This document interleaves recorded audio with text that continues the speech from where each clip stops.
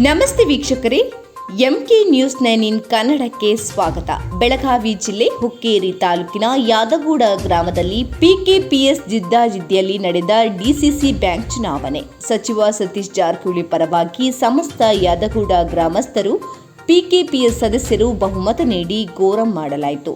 ಸಚಿವ ಸತೀಶ್ ಜಾರಕಿಹೊಳಿ ಪರವಾಗಿ ಜೈ ಘೋಷಣೆ ಕೂಗಿದ್ದಾರೆ.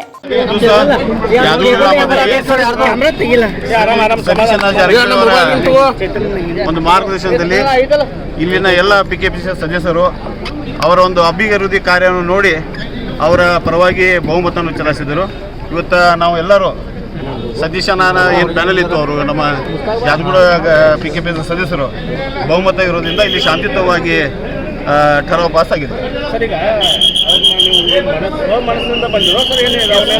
ಇಲ್ಲ, ನಮ್ಮ ಸತೀಶನ ಅವರ ಅಭಿವೃದ್ಧಿ ಕಾರ್ಯವನ್ನು ಮೆಚ್ಚಿ ಸ್ವಯ ಇಚ್ಛೆಯಿಂದ ಅವರು ನಮ್ಮ ಕಡೆ ಬಂದಿದ್ದಾರೆ.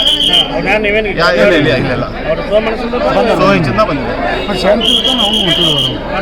ಶಾಂತಿಯುತವಾಗಿ ಎಲ್ಲ ಅಭಿಮಾನಿಗಳು ಇಷ್ಟು ಜನ ಹೆಚ್ಚಿನ ಸಂಖ್ಯೆಯಲ್ಲಿ ಬಂದರೂ ಕೂಡ ಎಲ್ಲ ಶಾಂತಿಯುತವಾಗಿ ನಾವು ಇಲ್ಲಿ ಇದು ಠರಾವು ಪಾಸ್ ಮಾಡೋ ಕಾರ್ಯ ನಾವು ಮಾಡಿದ್ವಿ.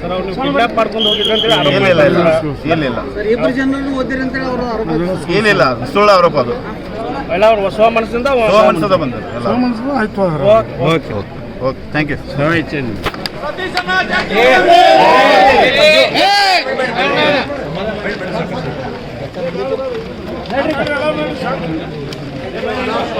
ವರದಿ ಮಹೇಶ್ ಪಾಟೀಲ್, ಎಂಕೆ ನ್ಯೂಸ್ 9 ಕನ್ನಡ.